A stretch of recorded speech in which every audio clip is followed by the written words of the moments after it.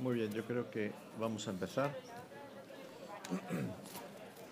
Vamos a empezar, sobre todo para no tomar más retraso sobre el que ya tenemos de la perdón. Vamos a intentar, vamos a ver. Bueno, buenos días a todos y como decía, hemos tomado algo de retraso sobre el horario previsto por la ceremonia, el acto de apertura, que ha estado muy bien. Y ya empieza ahora, a nuestra hora, empiezan las 3 mesas paralelas y seguirá a lo largo del día, ¿no? De manera que, bueno, bienvenidos aquí a este panel, la política europea en la política española, en el marco del tercer Congreso Nacional de la Sociedad Civil. Y quisiera empezar, quizá tomo un par de minutos más sobre los 7 u 8 previstos. En primer lugar, para aclarar un poco el lema de la mesa, ¿no? A veces es difícil que el lema defina lo que queremos hacer, ¿no? Y después de hablar con los ponentes, lo que queremos en esta conversación es referirnos al peso que tiene la Unión Europea, las políticas de la Unión Europea y las decisiones de sus instituciones sobre la política interior. En ese sentido hay una publicación de hace unas semanas del Instituto Elcano, muy buena, sobre la presencia de España en Europa, y pasaba revista a la actitud que tienen respecto de este tema los distintos países europeos. Y decía que el ejemplo mejor es Francia, porque en Francia todo lo europeo se asume ya como política nacional y los políticos franceses incorporan a su debate y por lo tanto llega a la opinión pública directamente las opiniones sobre la política europea, que ahora vamos a ver que son fundamentales para lo que luego hay que diseñar como política y gestionar como políticas nacionales nuestras. Este es un poco el objetivo del panel.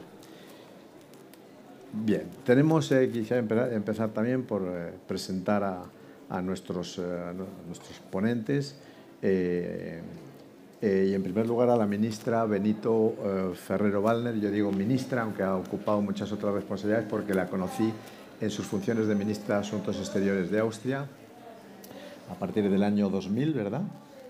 Fue 4 años ministra de Asuntos Exteriores de Austria y después 2 veces comisaria europea. Primero comisaria de Relaciones Exteriores y luego comisaria de Comercio en la Comisión Barroso, es decir, luego 8 o 9 años más comisaria y por lo tanto nos va a presentar y nos va a hablar de su experiencia tanto como ministra de un país miembro como comisaria europea de lo que supone la Unión Europea para las políticas interiores de los respectivos países. Tenemos a Celso Delgado, presidente de la Comisión de Asuntos Económicos y Transformación Digital del Congreso de los Diputados, una comisión, como me decías, ¿verdad?, hace unos días, en la que se tratan regularmente estos temas de transposición de directivas, de aplicación de reglamentos comunitarios y, por lo tanto, los condicionamientos que presenta el de tener que aplicar el derecho y la normativa comunitaria en el interior del país. Tenemos al ministro principal de Gibraltar, Fabián Picardo, a quien quiero agradecer su presencia. Probablemente la ministra Ferrero y Fabián Picardo son los 2 participantes en todo el foro de hoy que han venido desde más lejos para estar aquí con nosotros y por lo tanto lo agradecemos especialmente. El ministro principal está ya en su 3er mandato, es ministro principal desde el año 2011, ¿verdad? Correcto. Por lo tanto se encuentra actualmente en su 3er mandato como máximo responsable de Gibraltar. Tenemos a Lourdes Centeno, abogada del Estado, que ha sido vicepresidenta de la Comisión Nacional del Mercado de Valores y responsable actualmente de Derecho Societario, Gobierno Corporativo y Mercado de Capitales en Ernst & Young, que por lo tanto también por su práctica profesional conoce muy bien los temas que vamos a tratar. Y tenemos a Marc López Plana, ha sido diputado en el Parlamento de Cataluña, alto cargo en el Gobierno de la Generalitat de Cataluña, desde 2012 director de Agenda Pública, que es un centro de pensamiento. Habrán leído quizá algunos de sus artículos o los artículos que él repercute en sus redes sociales sobre temas de ciencias sociales, futuro, siempre una visión muy prospectiva de lo que puede ser el futuro de España, de Europa y del mundo en general, ¿no? De manera que 5 panelistas de primera importancia, a quienes quiero agradecer mucho su participación, ¿no? Sí, ¿no se oye bien? ¿Cómo? ¿Más fuerte el volumen a lo mejor? ¿Un poquito? Ya. Bien. Bueno, yo quisiera en una breve intervención para hacer un repaso rapidísimo sobre temas que todos conocemos, pero que probablemente no somos conscientes de hasta qué punto nos condicionan en nuestro actuar de todos los días y que, como decía al principio, probablemente nuestros responsables políticos no transmiten de una manera sistemática y por lo tanto no llegan tanto a la opinión pública, ¿no? En primer lugar, desde los años 60, todo el sector agrícola español y todo el sector pesquero español dependen al 100% de las respectivas políticas agrícola y política pesquera de la Unión Europea. Esto es algo que se originó ya en los años 60, o sea, llevamos más de 60 años en que los ministros de Agricultura españoles y el ministro que lleva pesca, que generalmente es el de Agricultura, dependen al 100% de lo que son las respectivas políticas de la Unión Europea, con sus dotaciones de fondos, con todo lo que supone la comunitarización de dos políticas tan importantes. En el sector económico, por ejemplo, que además es el que más fácilmente se cuantifica y el que puede ofrecer más visibilidad. Desde el Pacto de Estabilidad y Crecimiento del año 97, o sea, desde hace 25 años, toda la política presupuestaria y política fiscal, deuda pública nacional, está condicionada a la normativa de la Unión Europea. Tenemos estas cifras que siempre se han escuchado, un máximo de déficit público del 3% sobre el PIB, un máximo de deuda pública del 60% sobre el PIB también. Todo ello condiciona la política presupuestaria, la política fiscal, la política de deuda pública y por lo tanto repercute directamente sobre los impuestos que pagamos, sobre el nivel de gasto público que puede permitirse el Estado, etc. Normas que luego se han flexibilizado porque la Unión Europea, a fin de cuentas, va evolucionando con el tiempo y va respondiendo a las crisis. Y ya desde el principio Schuman dijo, la Unión Europea no se hará en un día, se hará por pasos sucesivos respondiendo a problemas nuevos y a crisis sucesivas. Y así ha sido. Este Pacto de Estabilidad y Crecimiento y estas normas presupuestarias y fiscales se han ido flexibilizando y precisamente en estas semanas tenemos desde ayer o anteayer la propuesta de la Comisión para establecer los nuevos parámetros del Pacto de Estabilidad y Crecimiento y unas nuevas condiciones que probablemente van a ir por la vía de mantener unos porcentajes obligatorios, pero también de establecer una facultad de los países miembros de negociar con la Comisión programas a 4 años para poder adaptarse a las circunstancias en este momento de la crisis económica que estamos viviendo, ¿no? En el ámbito económico también, pues todo lo que es la dotación de los fondos, los 5 grandes fondos de la Unión Europea, el Fondo Europeo de Desarrollo Regional, el Fondo Social Europeo, el Fondo de Cohesión, el Fondo de Desarrollo Rural, el de Apoyo Marítimo y Pesquero. Todos viajamos por España y vemos que la mayoría de las infraestructuras españolas, por no decir el AVE, por ejemplo, que cumple ahora 30 años, se han hecho con base en los fondos de la Unión Europea. O sea, no incorporamos al debate político en la medida en que debiera ser lo que supone el pertenecer a la Unión Europea, pero al final nuestra vida de todos los días está condicionada en ese sentido también. Fondos de recuperación. Esta mañana se ha hablado de los fondos de recuperación, una dotación de 750.000 millones de euros, que de los que corresponden a España 140.000 millones. Es espectacular. O sea, como decía José Luis Bonet esta mañana, las pequeñas y medianas empresas españolas van a depender de estos fondos y van a recibir un impulso que va a cambiar probablemente el panorama de la economía española en los últimos años, ¿no? Esto es, en líneas generales, en líneas muy generales, lo relativo al sector económico más fácilmente cuantificable, pero en el sector, digamos, político y jurídico, la obligatoriedad y la aplicación directa de los reglamentos de la Unión Europea condiciona gran parte del trabajo de nuestros legisladores, de nuestros jueces, de nuestro Poder Judicial. La obligación de transponer las directivas de la Unión Europea con un riesgo de procedimiento de infracción si no se transponen en tiempo y forma, ¿no? el hecho de que las dos únicas modificaciones de la Constitución que hemos tenido, la modificación del artículo 13.2, para que pudieran ser elegidos en elecciones municipales residentes nacionales de los países miembros, el artículo 35 de la disciplina presupuestaria, que es una incorporación, una modificación del artículo correspondiente de la Constitución obligatoria por el hecho de ser país miembro de la Unión Europea, también son elementos importantes, ¿no? Y finalmente una pequeña referencia a temas que van a condicionar también el debate, que van a estar muy presentes en el debate en los próximos semanas y meses, sobre todo en vísperas de unas elecciones municipales ahora, unas generales a finales de año y las elecciones al Parlamento Europeo en mayo del año 24, ¿no? Tres temas que son emblemáticos.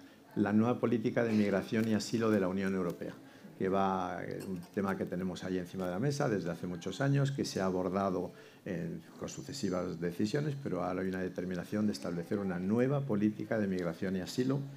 Aquí está el ministro Moratinos, que es una de las personas que como ministro afrontó una de las crisis más graves de inmigración ilegal hacia España y supo dar siempre en su línea una solución, abordarlo de una manera componedora en cooperación con los países de procedencia de estos flujos de inmigración.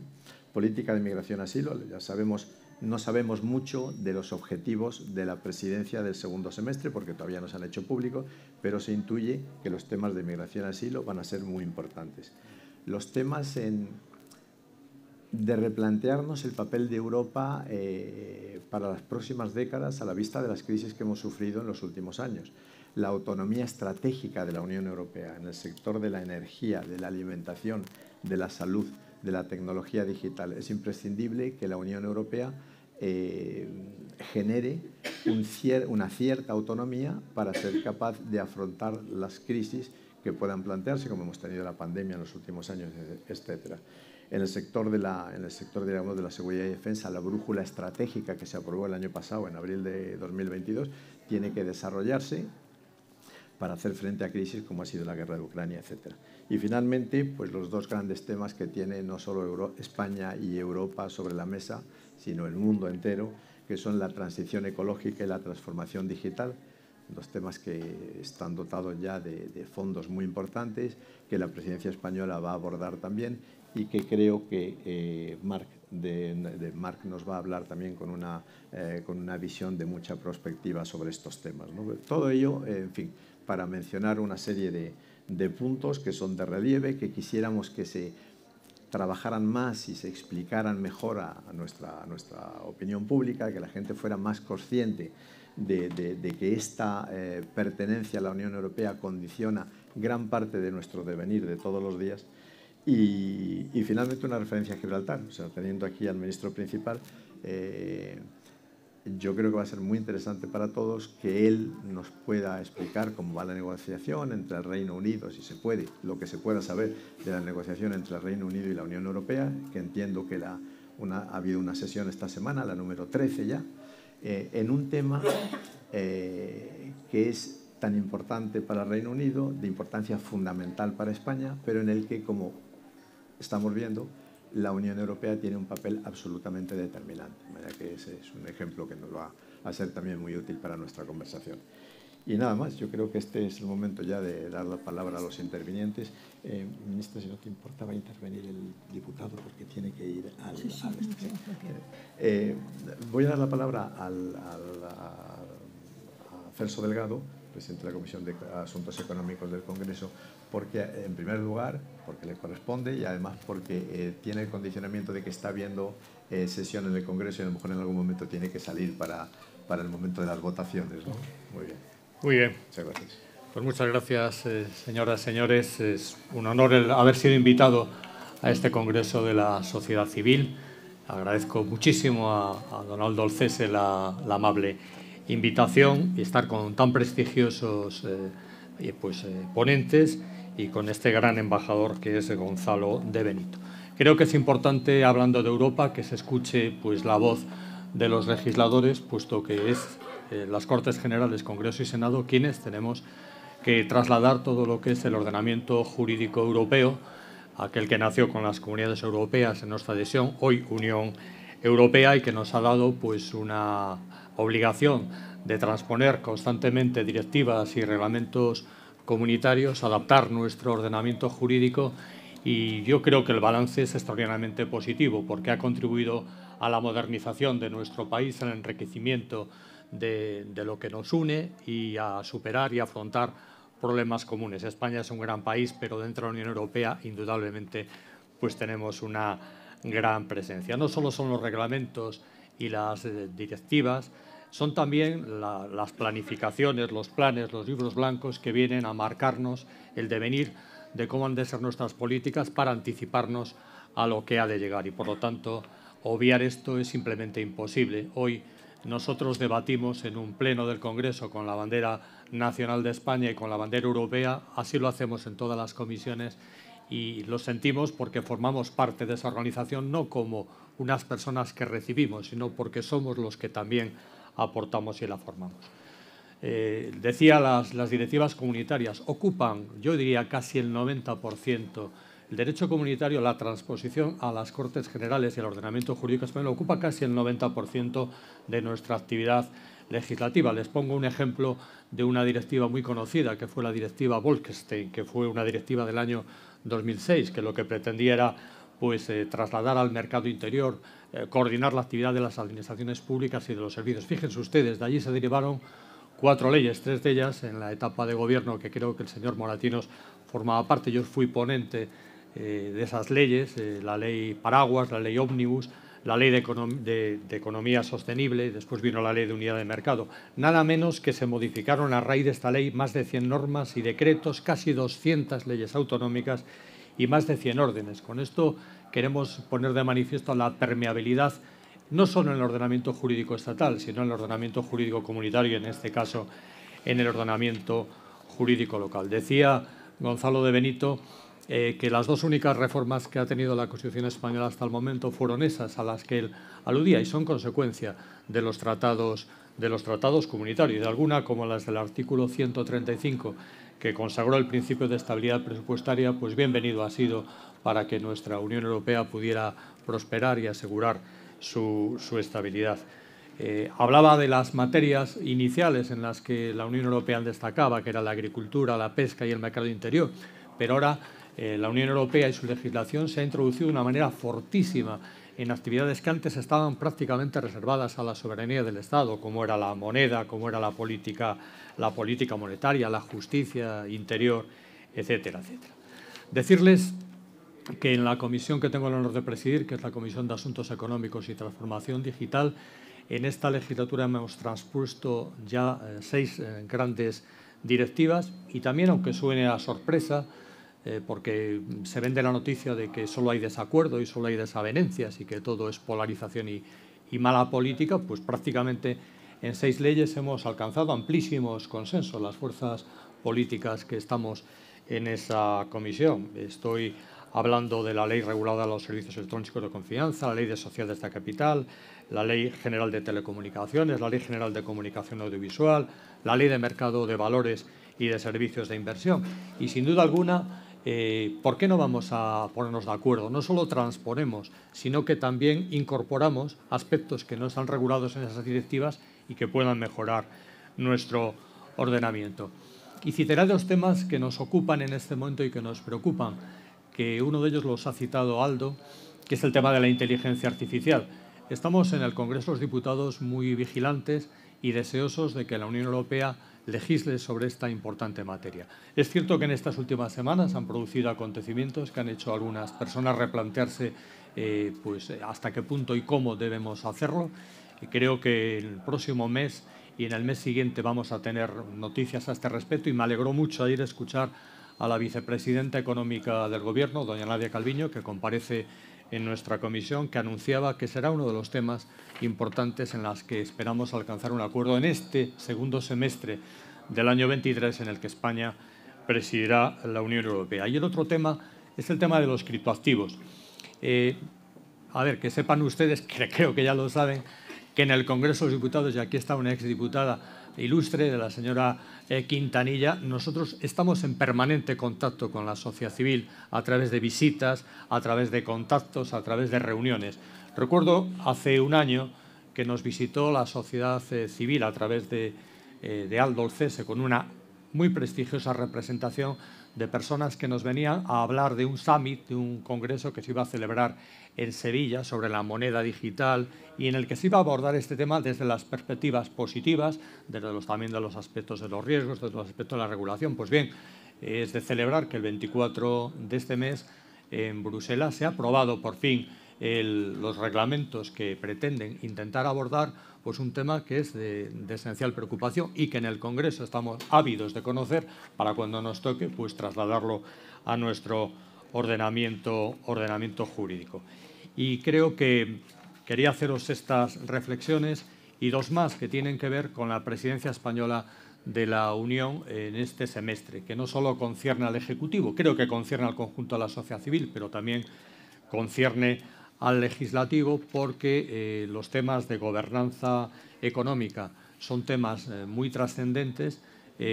Nuestro Parlamento, las Cortes Generales, van a organizar en el marco también de lo que prevé una directiva comunitaria, una gran conferencia parlamentaria sobre gobernanza económica en la que van a participar destacadísimas personalidades de toda la Unión Europea y en la que esperamos alcanzar pues, respuestas tan necesarias a la coordinación entre todos los países. Y finalizo diciendo lo que yo finalizo también con palabras de optimismo, como las que se expresaron en la sesión inaugural. España es un gran país, debemos todos trabajar desde nuestra posición para que esto siga así. Estoy convencido que tras las elecciones generales los españoles decidirán lo que decidirán, pero los que tengan que acoger las responsabilidades pues seguirán en la línea de defender lo que es un gran país, de defender, por supuesto, el proyecto europeo y de defender, una vez más, el protagonismo de España en esta Unión Europea, que no es un protagonismo residual, sino que es un protagonismo de primera línea. Muchas gracias.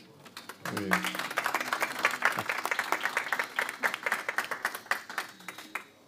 Muy bien, pues tiene la palabra la ministra Benita Ferrero-Valdés. Presidente y queridos colegas aquí en el panel, primero de todo, muchísimas gracias a Aldo. Yo he venido de Austria porque Aldo ha insistido, tendrías que venir, y he estado en los otros dos congresos, efectivamente. Entonces, muchísimas gracias por aquí, por ustedes y naturalmente Miguel Ángel y también Silvia Aranzo, que son realmente compañeros de mi tiempo. Bueno, yo he pensado en qué me voy a concentrar. Yo creo que me voy a concentrar un poquitín en el segundo semestre de 2023, que España efectivamente tendrá la presidencia, porque pienso que es quizá interesante de un punto de vista de fuera. Cada vez que un país miembro de la Unión Europea asume su presidencia, es un momento muy importante para la opinión pública de este país, porque los asuntos de la Unión Europea que nos conciernen a todos nosotros tienen tanta incidencia, como ya ustedes han dicho, en todos los órdenes de nuestra política interior. Y creo que es una gran oportunidad para España y para que España se erija como un socio constructivo de la Unión Europea, pero también para impulsar puntos propios de la agenda europea, aunque es verdad que se hayan reducido las prerrogativas de la presidencia en el Tratado de Lisboa. El país de la presidencia todavía puede ejercer influencia y tiene la posibilidad de configurar la política en los consejos sectoriales de ministros, así como con la celebración también de las reuniones informales del Consejo. A través de los medios de comunicación ya se han dado a conocer una serie de temas clave, entre los que se encuentran los siguientes: la guerra de Ucrania, desgraciadamente; la autonomía y estrategia abierta de la Unión Europea, que tú ya has mencionado; Latinoamérica, para ustedes siempre muy importante; la vecindad con los países del sur; la migración y la energía; y después los otros temas que ustedes ya han mencionado, naturalmente. Y puedo decir también desde fuera que España desempeña un papel constructivo en la Unión Europea. Los intereses españoles se persiguen con tenacidad, esto ya he visto siempre, en el marco de sus instituciones. El presidente de gobierno de España tiene una buena relación con la presidenta de la Comisión, señora Ursula von der Leyen, y también la vicepresidenta, como ustedes saben, del gobierno, Nadia Calviño, es una antigua alto cargo de la Comisión Europea. Yo me acuerdo de ella, naturalmente, cuando estaba ahí, y está muy familiarizada con los trámites administrativos y políticos de la Unión Europea. Y después, el alto representante de la política exterior, que ustedes todos saben, Josep Borrell, es ciudadano español. La consecuencia de todo eso es que hay una muy buena, excelente relación que España, al igual que Italia, es con diferencia el mayor receptor de fondos del mecanismo de recuperación y resiliencia de la Unión Europea, con aproximadamente 80.000 millones de euros en subvenciones, y el primer país de la Unión Europea que ya ha reclamado el tercer tramo, un total de 31.000 millones de euros. Y después de haberse aprobado la reforma del sistema de pensiones, recibirá otros 6.000 millones de euros como cuarto tramo, de forma que sea el primer país de la Unión Europea en hacerlo. Yo creo que es muy interesante, especialmente para los españoles.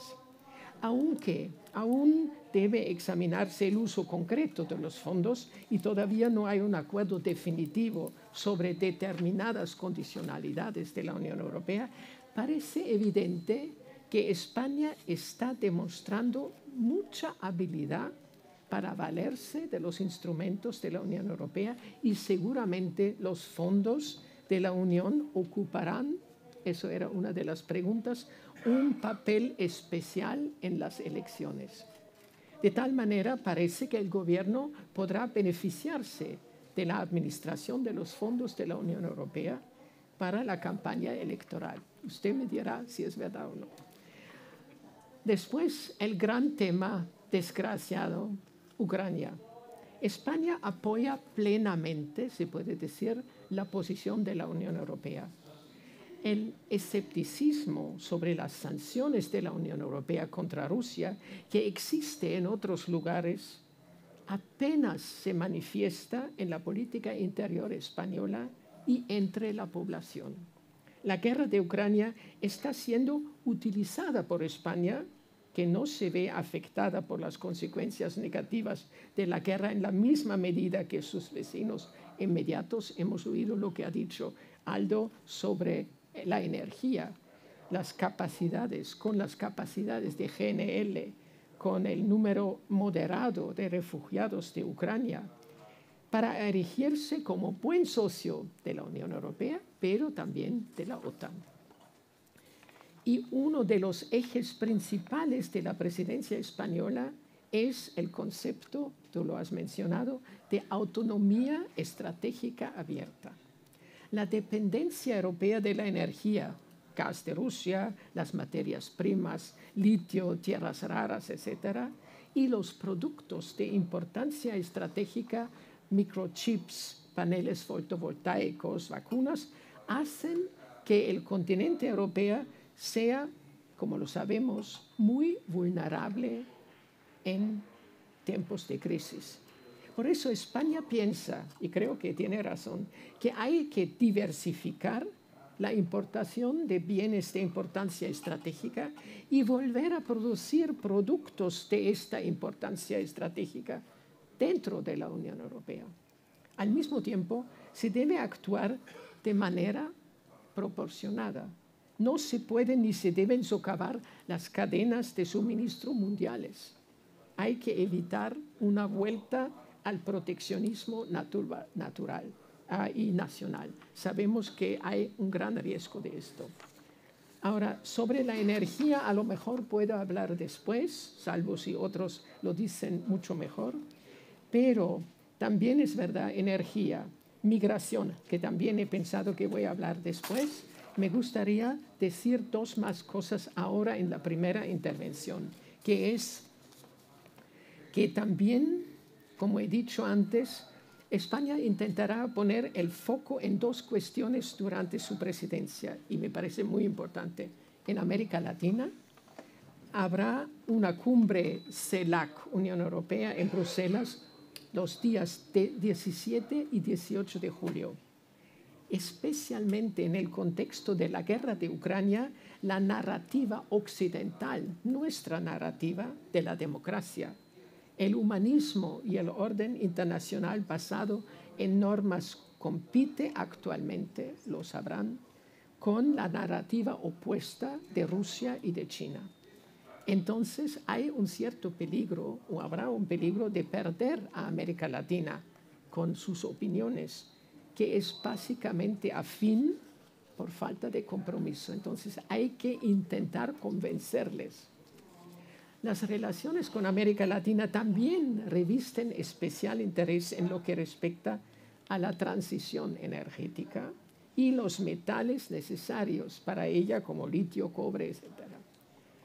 Y sabemos nosotros que hace más de 20 años que se negocia un acuerdo de libre comercio entre la Unión Europea y Mercosur.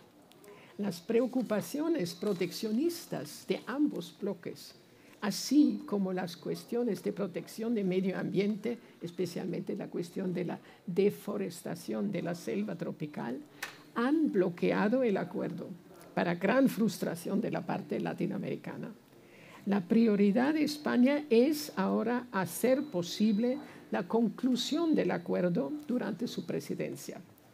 Las opciones son dos: o una división del acuerdo en una parte política y otra comercial, para cuya aprobación basta una mayoría de los Estados miembros solamente, o un protocolo adicional que podría anclar las normas de protección del medio ambiente. Y después la Unión Europea y los países vecinos del sur. Miguel Ángel Moratinos y yo sabemos cuánto hemos trabajado para los países árabes, los países del sur, que han sido tan importantes y son tan importantes, y desgraciadamente muchas cosas no se han hecho allí como nosotros hubiéramos querido. Y entonces la presidencia española va a celebrar una cumbre en Bruselas, probablemente en diciembre, así como una reunión de ministros de Asuntos Exteriores, también otra vez en Barcelona. Ahí empezó y otra vez en Barcelona. Los países del norte de África, que son los árabes, son política y económicamente muy importantes para España, está claro, por la vecindad, y su consideración en competencia con la dicha Asociación Oriental con los países del Este y los esfuerzos de ampliación para los Balcanes. Es, sabemos, una preocupación española. Entonces España se esfuerza por consolidar aún más también una mejor relación con Marruecos desde su giro en la política de Sáhara Occidental. Y también espera, esto va a ser más difícil, un acercamiento con Argelia. Bueno, diré más sobre otros aspectos más adelante, pero aquí me paro para también dejar palabras a todos los demás. Gracias.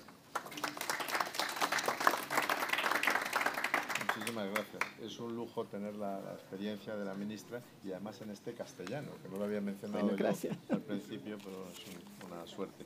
Muchísimas gracias. Muy bien, pues yo creo que el ministro principal quiere intervenir. Ya. ¿Perdón? ¿Separarlo más? A ver, ¿ahora sí? ¿Ahora? ¿O hablo más alto? Ahora. Ya. Ahora. Ya, perfecto. Muy bien, pues señor ministro principal. Bueno, muchísimas gracias a todos por la oportunidad de estar aquí, en particular gracias a Aldo, que reconoce de alguna manera que el pueblo gibraltareño tiene algo que decir sobre la política europea, aunque desafortunadamente ya no estamos en la Unión Europea. Pero somos el pueblo que le brindó un voto del 96% para permanecer en la Unión Europea cuando llegó la hora de votar el Brexit. La verdad que fue para Gibraltar un momento muy difícil ver cómo Reino Unido votaba salir de la Unión Europea. A mi opinión, que nunca he escondido, la decisión del Reino Unido de salir de la Unión Europea, aunque es una decisión democráticamente expresada en las urnas, es una decisión malísima y una decisión garrafal que en el futuro se verá como una de las peores decisiones que se podría haber tomado en un referéndum.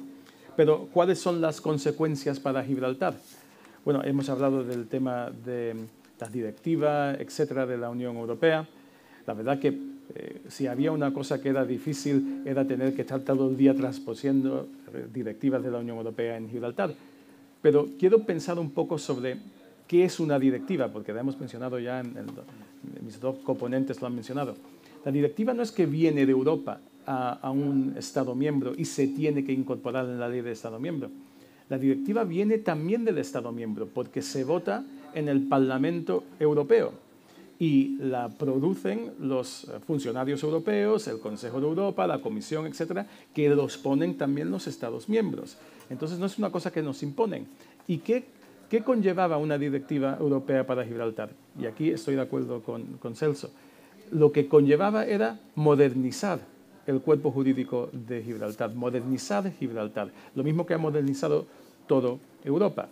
Y si Gibraltar se compara a todos los otros territorios de ultramar del Reino Unido, donde no se aplicaban las directivas de la Unión Europea, y se mira el estado de desarrollo de Gibraltar comparado a esos otros territorios de ultramar, en todo lo que es el ámbito social, no solamente en lo que es el ámbito de comercio, etc.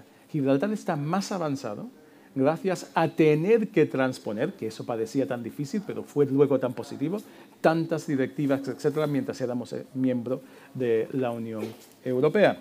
Cuando yo llegué al gobierno de Gibraltar, habían 76 directivas de la Unión Europea que no se habían traspuesto a la ley de Gibraltar, como era obligado cumplimiento. Algunas de ellas estaban pasadas su periodo de transposición. Para mí, como abogado y como gran fan de la Unión Europea, desde que era estudiante de Derecho, era una cosa importantísima que para el momento que yo fuera a las primeras elecciones tras ser elegido la primera vez, hubiéramos traspuesto todas esas directivas.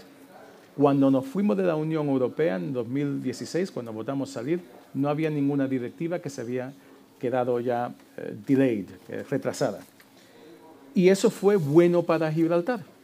Entonces, cuando hablamos de tener obligado cumplimiento con esas directivas, parece que se nos obliga a hacer algo que no es bueno. Pero, como dijo Celso, esto sí es bueno. Y desafortunadamente en Reino Unido, durante el periodo del referéndum, etc., se pintó como una cosa mala, una cosa que se imponía desde Bruselas en Reino Unido. La semana pasada esta semana hemos tenido una ronda de contacto más entre Reino Unido y la Unión Europea. Fue la ronda 13 y fue el martes, pero sin embargo fue muy bien. Y es el espíritu que ha marcado todas las rondas de contacto que han habido hasta ahora, no solamente entre el Reino Unido y la Unión Europea, sino también a través de toda la gama de actores que son relevantes, incluido el contacto que hay entre Gibraltar y entre España, que hoy se define por lo que yo llamaría la doctrina Moratinos, que es estrechar lazos, buscar amistad y buscar las posibilidades para tener cooperación. Y en ese sentido, creo que estamos viendo la posibilidad de crear un tratado entre el Reino Unido y la Unión Europea que plasme las relaciones futuras con Gibraltar y la Unión Europea, es decir, entre Gibraltar y España, porque esa es la realidad del contacto diario entre Gibraltar y la Unión Europea, tanto físico como humano, como comercial, etc. Yo soy muy optimista de que podemos crear en ese tratado un futuro mejor para Gibraltar y el campo de Gibraltar, que es nuestro entorno, que el que teníamos incluso cuando éramos miembros de la Unión Europea. Porque Gibraltar, cuando era miembro de la Unión Europea, no era miembro del espacio Schengen y no aplicaba el libre movimiento de bienes y mercancías.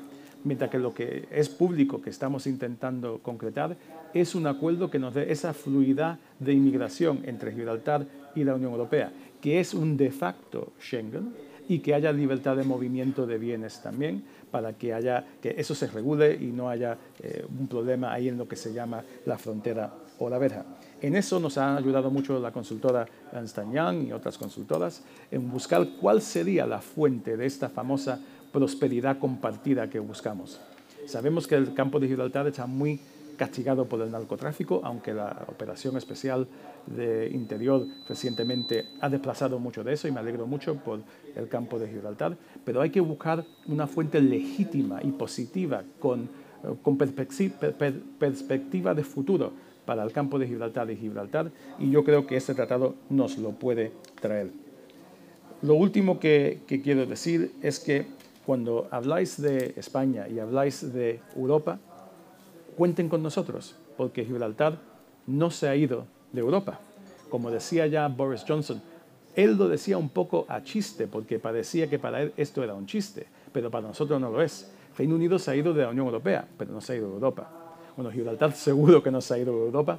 Seguimos ahí, no nos puede sacar nada del continente y nuestro espíritu sigue siendo un espíritu europeísta y que apoya los objetivos de la Unión y que busca que ese objetivo, que siempre fue el de buscar amistad entre los Estados miembros de la Unión, también plasme lo que es el futuro de la relación entre Gibraltar, la Unión Europea, es decir, España.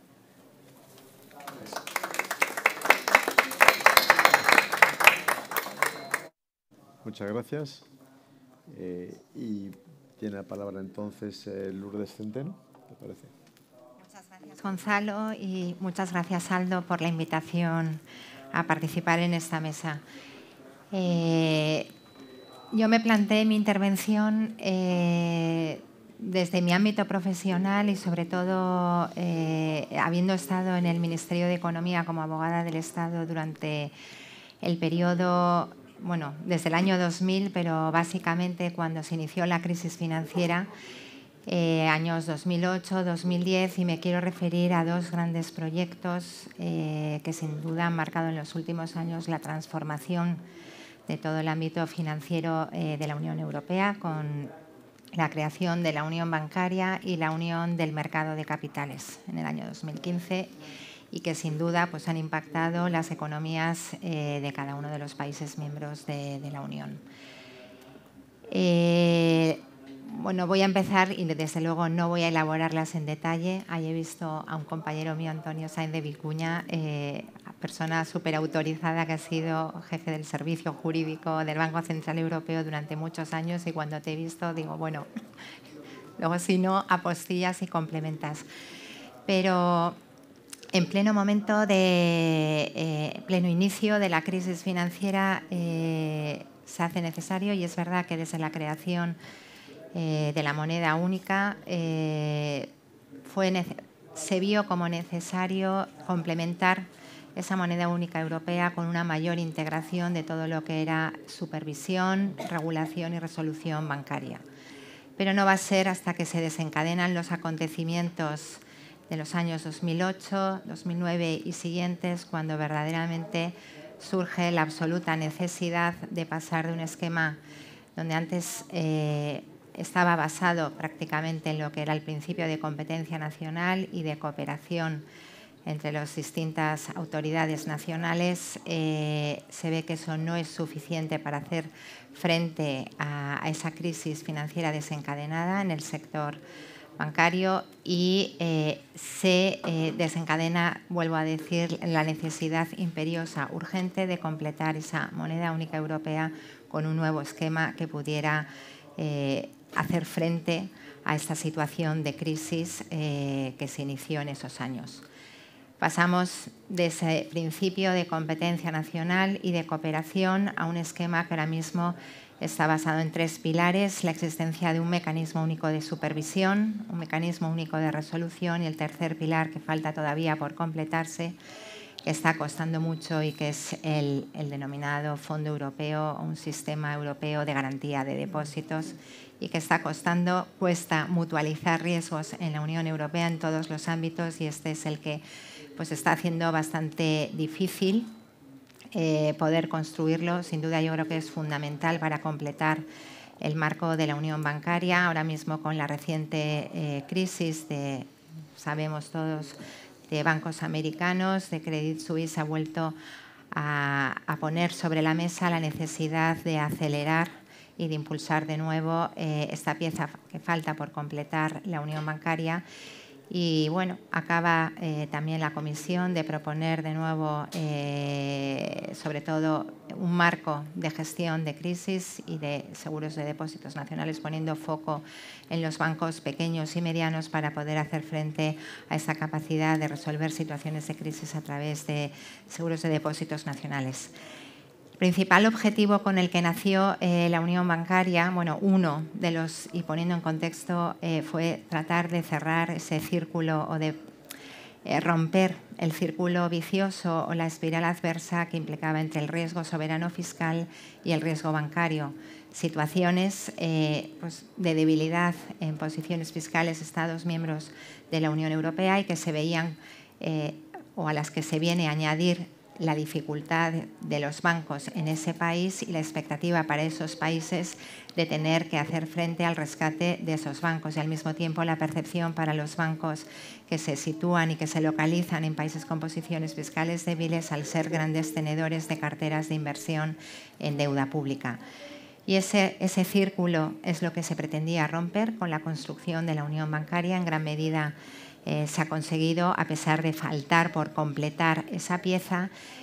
Sin duda, yo creo que el balance de todos estos años fue 2014, cuando verdaderamente comienza a hacerse efectiva esta unión bancaria con la construcción del mecanismo único de supervisión, con el Banco Central Europeo a la cabeza y la colaboración de todos los bancos nacionales. Los bancos centrales nacionales, asumiendo el Banco Central Europeo la supervisión directa de las entidades más relevantes, significativas por riesgo sistémico. Actualmente yo creo que son 111 y las autoridades nacionales asumiendo la supervisión directa de las menos significativas, pero siempre con la supervisión indirecta por parte del Banco Central Europeo. Y un poco por hacer balance de lo que ha sido este gran proyecto iniciado en 2014, que como digo falta por completarse, yo creo que sin duda los bancos, las entidades de crédito todas europeas y las nuestras españolas han tenido que hacer frente a requerimientos regulatorios de capital, nuevos requerimientos de provisiones, ciertamente muchas exigencias regulatorias que han podido poner, y eso es lo que se cuestiona a veces, se ha podido poner en peligro, no en peligro, pero sí perjudicar de alguna manera, poner en riesgo la propia rentabilidad de las entidades.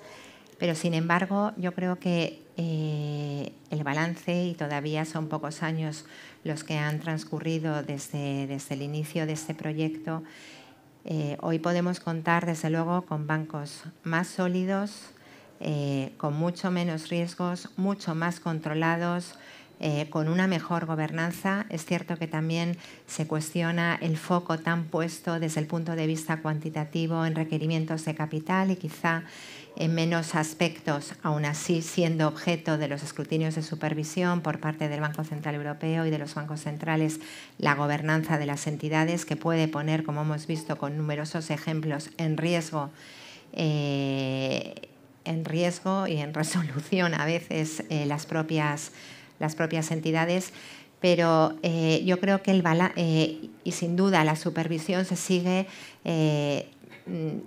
valga la redundancia, supervisando incluso desde los propios supervisores en la medida en que si hay que añadir a medidas cuantitativas, medidas cualitativas, sanciones que pueden derivar del incumplimiento de todas esas medidas cualitativas, y a pesar del peligro, a pesar de todos los esfuerzos que ha tenido que conllevar para las entidades incorporar todas estas exigencias y requerimientos de supervisión, de regulación, yo creo que sin duda el balance, como digo, es extraordinariamente positivo y yo creo que no podía ser de otra manera para poder hacer frente a siempre hay situaciones de imprevistos adversos, shocks. Los últimos que han sucedido han evidenciado la capacidad de resistencia y de hacer frente a los mismos.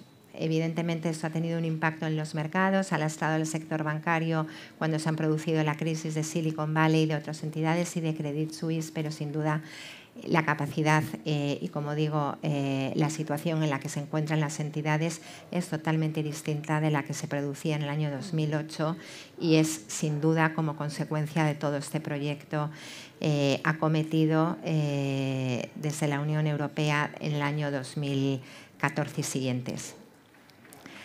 Son riesgos, los riesgos a los que se enfrentan los bancos, como en todas y como todos los ámbitos, son riesgos nuevos de los que existían actualmente. Tenemos el riesgo de transición, el riesgo de cambio climático, riesgos de ciberseguridad, la incursión en el mercado de nuevos actores que prestan servicios financieros sin estar sujetos a los requerimientos de regulación y supervisión de las entidades de crédito, la necesidad también como consecuencia de todo ello de diversificar negocio para los bancos, de diversificar con todas aquellas exigencias. No es una situación fácil en la que se encuentran, pero como digo, y esa es mi conclusión, la parte de unión bancaria sin duda ha resultado fortalecida. Todo el sector financiero bancario, que tiene una extraordinaria importancia en la economía de la Unión, y ese es otro de los objetivos y lo que me lleva un poco a iniciar lo que es la presentación del segundo proyecto que se acometió a partir de 2015 con la presidencia de la Comisión bajo Juncker,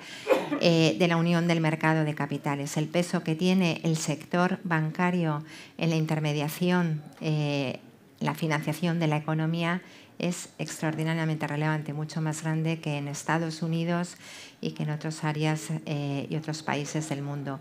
Y, por tanto, tal como se evidenció con la crisis bancaria del año 2008 y que llevó a impulsar la construcción de la unión bancaria, no podemos dejar a la economía a expensas solamente de su dependencia de los bancos, porque sin duda hay contracciones de crédito, se produjeron en los años de la crisis financiera, de nuevo ahora subida de tipos, se endurecen las condiciones de financiación, hay también menos petición de crédito a los bancos, pero era absolutamente necesario diversificar las fuentes de financiación de la economía para romper también esa única o esa absoluta dependencia de la intermediación bancaria, y es por lo que en el año 2015, como digo, se pone en marcha ese otro proyecto que ha transformado todo el ámbito económico-financiero de la Unión a través de esa unión de mercado de capitales, con dos objetivos fundamentalmente: alcanzar una mayor integración de los mercados financieros que permitan canalizar el ahorro hacia inversión productiva de forma más eficiente y contribuir de esa manera al crecimiento de la economía y al crecimiento de empleo. Se movilizaron, creo que eran 300.000 millones de euros, también con participación privada para destinarlos a inversiones en infraestructuras y en todo tipo de proyectos con esa finalidad, integrar y hacer crecer económicamente y crecer empleo. Y la segunda finalidad era sobre todo el impulso de mercados más grandes, más profundos, más ágiles, que permitieran hacerse competitivos para las compañías y para los inversores y frente a otros mercados internacionales. Después de 2015 y hoy en 2023, yo creo que el primer objetivo, que era el de alcanzar una mayor integración de los mercados evitando su fragmentación, ha sido en gran parte conseguido, porque también un poco, como decías, Celso, la cantidad de normativa que se ha dictado en el ámbito de esta unión de mercado de capitales desde el año 2015, y mucho no a través de directivas, sino a través de reglamentos, precisamente para agilizar esa necesidad de armonización y de integración y evitar también un poco las dificultades que puede conllevar la transposición de directivas a los ordenamientos jurídicos nacionales.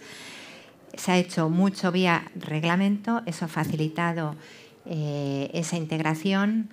Reglamentos de manipulación de mercado, de información privilegiada, de infraestructuras de mercado, depositarios centrales de valores. En poquísimo tiempo se ha reformado de manera bastante relevante todo este marco normativo de actuación de los mercados europeos, favoreciéndose esa integración. De hecho,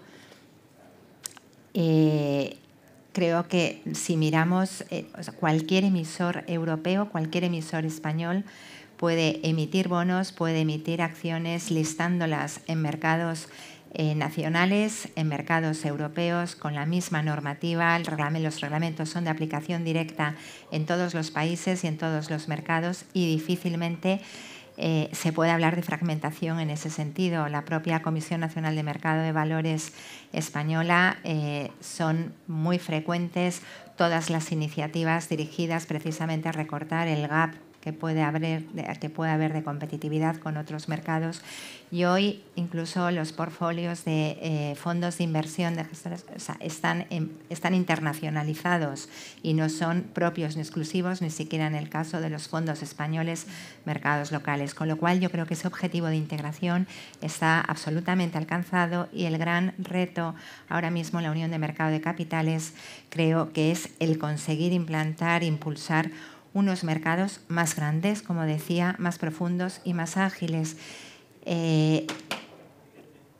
Eso pasa también porque las compañías europeas y las compañías españolas sean compañías también más grandes, con más músculo, que puedan acceder a financiación a los mercados. Al final nuestro tejido productivo está básicamente integrado por pequeñas y medianas empresas, pero para poder acceder a financiación a través de los mercados tienen que coger dimensión y tamaño.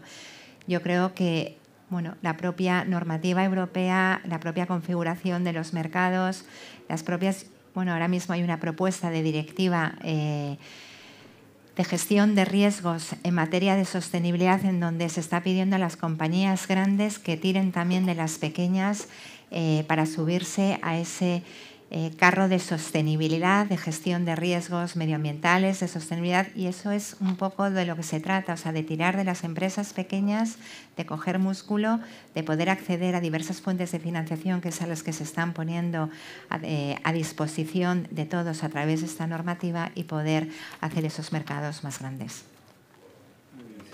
Muchas gracias. Muchas gracias, Lourdes. Y tiene la palabra Marc López Plana. Muy bien, gracias, embajador. Yo creo que he sido un poco benevolente contigo antes porque me has dicho, ¿te importa hablar el último? ¿No? Claro, pero después de estas ilustres intervenciones me queda muy poco por decir, ¿no? Pero vaya, voy a intentar... Cuando venía hacia aquí pensaba, bueno, ¿y por qué Aldo me invitó a esto? ¿No? Digamos, y la verdad es que creo que es porque dirijo un proyecto que es Agenda Pública, ¿no? En el que quienes saben no soy yo, que soy el director, sino los expertos que colaboran y expertas, ¿no? Que colaboran con nosotros. Y voy a intentar resumir qué hemos dicho últimamente, ¿no? sobre Europa, ¿no? Sobre todo desde el momento en que arranca la guerra de Ucrania, ¿no? Y creo que todo lo que pensábamos sobre Europa pues se ha venido un poco, no sé si abajo, pero se está transformando, ¿no? Creo poder decir, por lo que se ha dicho, que Europa ha ido avanzando siempre a base de crisis, ¿no? O sea, a base de momentos importantes. Crisis no lo digo en el sentido estrictamente negativo, sino momentos importantes en la historia en la que Europa ha tenido que decidir, ¿no? sobre elementos como fue la crisis, ¿no? Del 2008, ¿no? Del euro, como fue pues, la COVID, ¿no? Como es ahora la guerra de Ucrania, ¿no?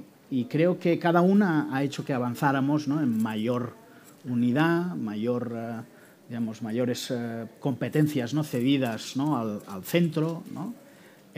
Y creo que estamos en una etapa en la que lo volveremos a hacer, y lo volveremos a hacer seguramente en materia de política industrial, ¿no? Yo soy de los que pienso que la Europa de hoy, en una batalla entre China y Estados Unidos, no tiene mucho futuro si no decide sobre la necesidad de tener una política industrial única. Ya sé que única es muy complicado de decir, pero digamos, que dedique mucho más esfuerzo en pensar y en actuar en relación y en decidir en relación a la política industrial, ¿no? Se citaba antes la agricultura, ¿no?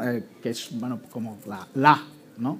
competencia, ¿no? Yo fui jefe de gabinete en la Generalitat de Cataluña del consejero de Agricultura y me acuerdo que me peleé en aquel momento, en el 2000, ya hace tanto tiempo que ya no, 2003, 2005, ¿no? Me peleaba con el jefe de gabinete de la ministra de Agricultura del momento, ¿no?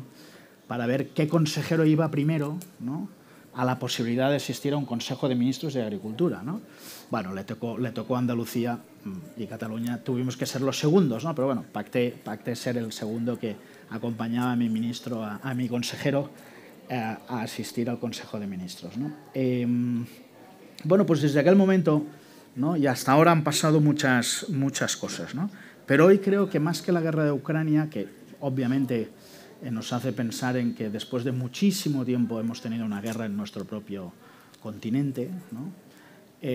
Creo que hay un elemento que nos tiene que hacer pensar que es una batalla más que comercial, yo diría, ¿no? entre Estados Unidos y China, ¿no? Y no es solo comercial, a mí me gusta pensar en que es también de modelos, ¿no? De un modelo como es el chino, en el que piensan a 25 años vista, ¿no? Y deciden de forma inmediata, con modelos como el americano o como el europeo, aunque el europeo yo creo que aquí va más rezagado, en el que pensamos a 4 años vista, porque es mucho decir que son 4 años vista, ¿no? Primero, ¿no? Los que hemos estado en un gobierno sabemos que el primer año pensamos, colocamos a la gente, decidimos la política, el segundo empezamos a implantarla, el tercero y ya estamos en elecciones, ¿no? Entonces, esto va en contra de nuestra capacidad, ¿no? No estoy proponiendo otro sistema, pero digamos, nos sitúa en yo creo que una cierta desventaja, ¿no? En relación a aquellos que pueden decidir de forma inmediata, ¿no? En esto Estados Unidos seguramente nos aventaja un poco, y de aquellos que pueden pensar a medio y largo plazo, como es, por ejemplo, China, ¿no?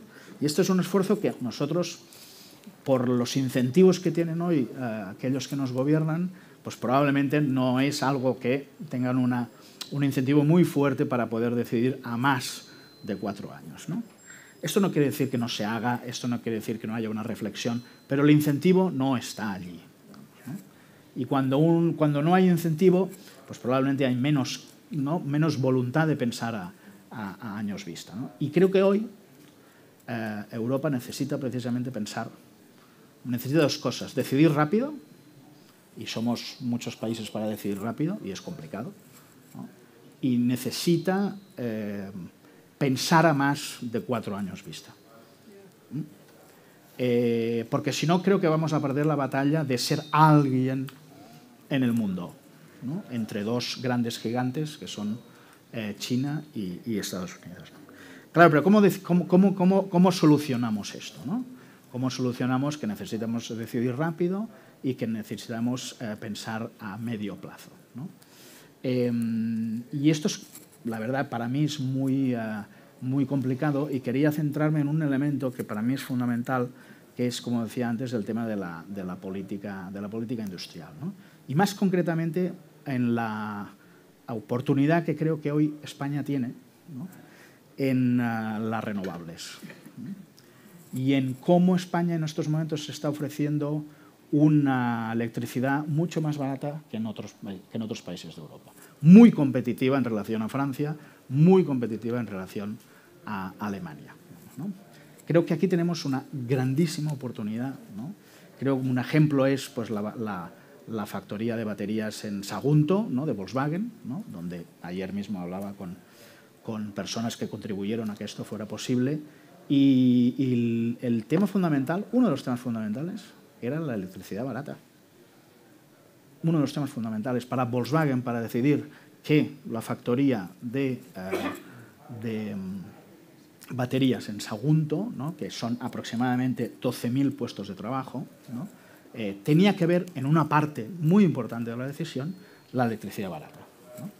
Entonces, esta electricidad barata creo que nos hace competitivos para ofrecer a Europa y plantearnos como españoles un punto y además hacerlo desde un punto de vista de consenso, ¿no? Entre partidos, porque creo que nadie estará en contra de que esto sea así, es decir, que España tenga la oportunidad de reindustrializarse sobre la base de electricidad barata. Desde mi punto de vista es una cosa que estaremos casi todos de acuerdo, ¿no?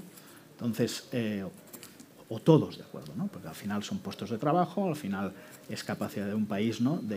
de liderar, ¿no? Y España podría liderar hoy, ¿no? A pesar de que los del norte se reúnen ¿no? y firman cartas, ¿no? Para decir que van a poner, ¿no? offshore, ¿no? en el Mar del Norte, ¿no? Sí, evidentemente son competencia, ¿no? Pero creo que no sé si por primera vez, ¿no? Pero es uno de aquellos momentos históricos que esto sí nos permite estar, ¿no? Liderando, ¿no?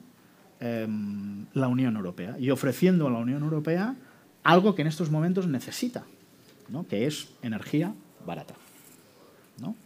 Si le preguntas a un alemán, estuve en Berlín, me decía, no, nosotros vamos a ir a Brujas, que tiene un puerto estupendo, allí nos llega el gas licuado, no, nosotros tenemos una opción que es la de ir al Mar del Norte, donde hay, ¿no? Pues vamos allí en este mar a poner offshore por todos sitios, ¿no? Bien, perfecto, pero al final yo le decía a este alemán, le decía, y era el director de políticas del principal sindicato alemán, ¿no? Y que el sindicato que está presente en Volkswagen, ¿no?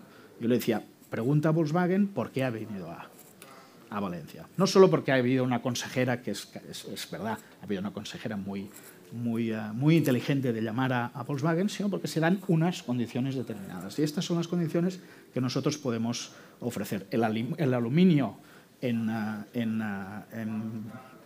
Galicia está parado, pero por esto, digamos, ¿no?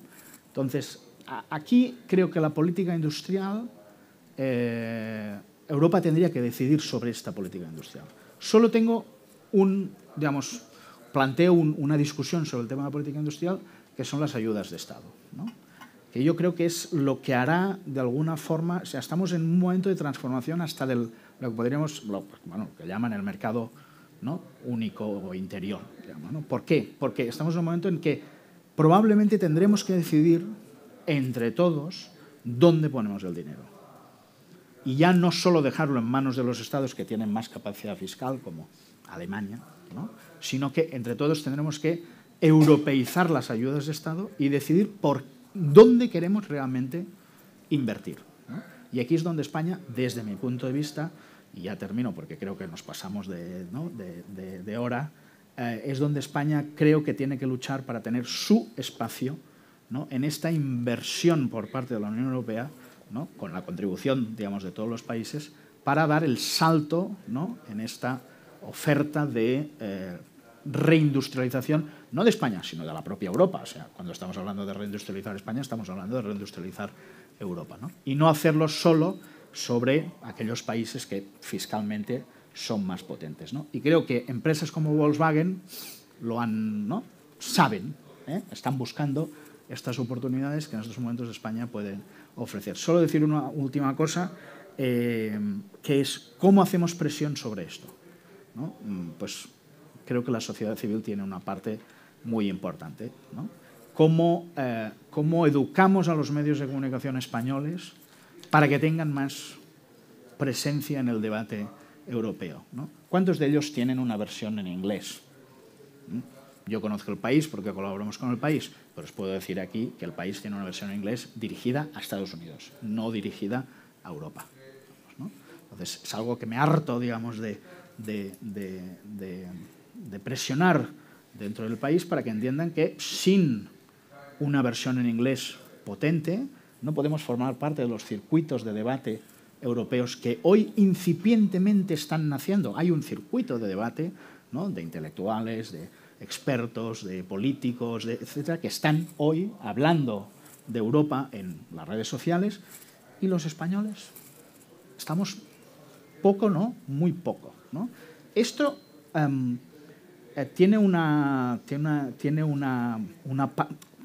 esto es la parte negativa. Hay una parte positiva.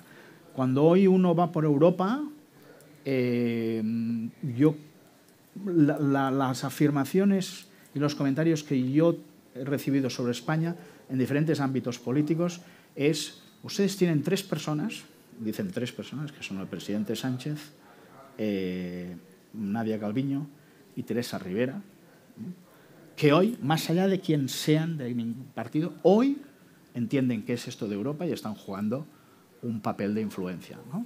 Entonces, bueno, aquí es donde creo que la sociedad civil, más allá del gobierno que haya, tiene que presionar a los propios gobiernos para que realmente ejerzan este papel y ejercer la sociedad civil a través de medios de comunicación, a través de seminarios, a través de etcétera, ¿no? Y bueno, eventos como este pues contribuyen, ¿no? Aldo, no estabas, no me he referido a ti, pero he dicho que no sabía por qué me habías invitado, pero bueno, digamos. La primera página en el país y basta. Vale, muy bien, perfecto. Si la pudiera decidir yo, en todo caso, gracias por las... Gracias a ti.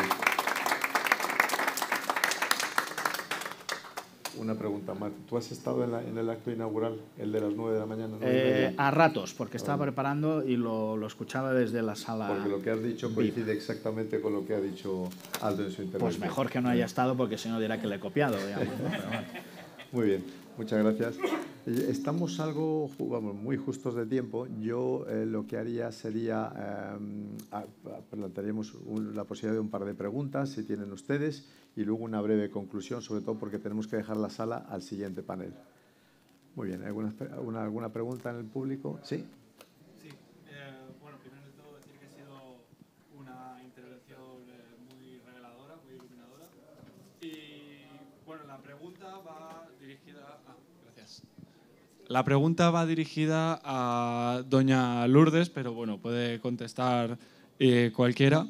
Y es que se ha hablado de una unión bancaria, pero no se han mencionado las famosas CBDCs, que pretenden robarnos toda la privacidad, ya no contable, de cuánto gastamos y dónde lo gastamos, sino personal, de con quién lo gastas y en qué lo gastas. Y bueno, quería saber en cuanto a eso qué posición...